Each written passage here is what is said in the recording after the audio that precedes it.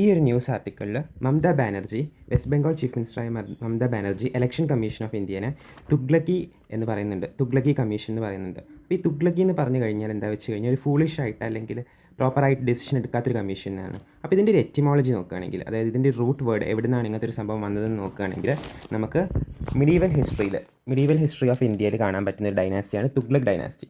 ഈ തുഗ്ലക് ഡൈനാസ്റ്റിയിൽ വരുന്നൊരു റൂളറാണ് മുഹമ്മദ് ബിൻ തുഗ്ലക്. ഈ മുഹമ്മദ് ബിൻ തുഗ്ലക് റൂൾ ചെയ്യുന്ന സമയത്ത് ഇന്ത്യ ഭയങ്കര പ്രോസ്പെറസ് ആയിരുന്നു, വളരെ റിച്ച് ആയിരുന്നു ആ കിങ്ഡം. പക്ഷേ മുഹമ്മദ് ബിൻ തുഗ്ലക്കിൻ്റെ ചില ഡിസിഷൻസ് കാരണം ആ കിങ്ഡത്തിന് പല പ്രശ്നങ്ങളുണ്ടായി. മുഹമ്മദ് ബിൻ തുഗ്ലക്കിനെ വിളിക്കുന്നൊരു പേരായിരുന്നു വൈസസ്റ്റ് ഫൂൾ എന്ന്. കാരണം മുഹമ്മദ് ബിൻ തുഗ്ലക്കിൻ്റെ കുറേ പോളിസീസ് ഉണ്ട്, 5 ഡിഫറെൻറ്റ് പോളിസീസ് ഉണ്ട്.